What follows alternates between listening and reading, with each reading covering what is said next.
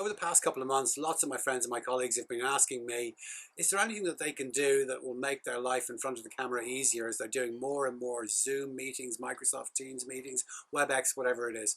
So what I decided to do is I put together this little quick top tips presentation for you that will make your life hopefully a little bit better when you're having a meeting or you're doing a presentation online with colleagues of yours, or indeed to people that you don't know.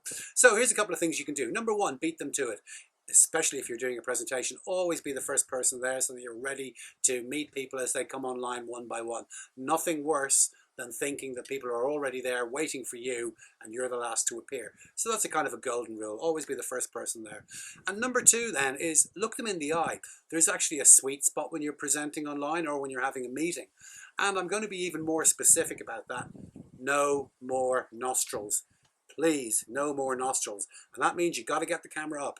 So if you have got a laptop, put it on some books, raise it up, and have the camera lens level with about your eye line or slightly above. This means that when you look at the screen, you're going to be looking at people rather than them looking up your nostrils or you looking down at them.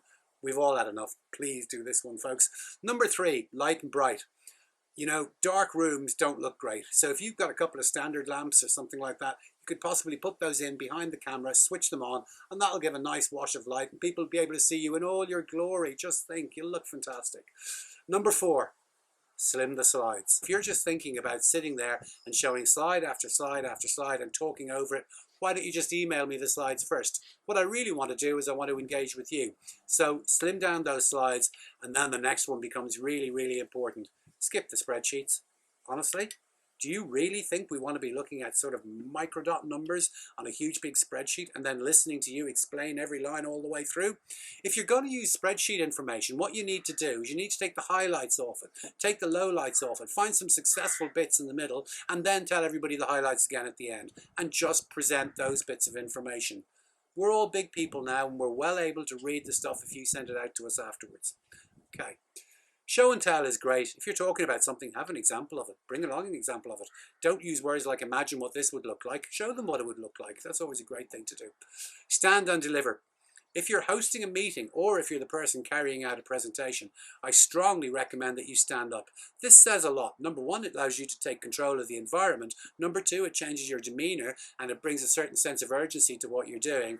And that can be really important when you're holding a meeting. It brings the control back over to you where it should be. And if you're presenting, well, it's just polite to stand up and bring that kind of energy to the material that you're giving people.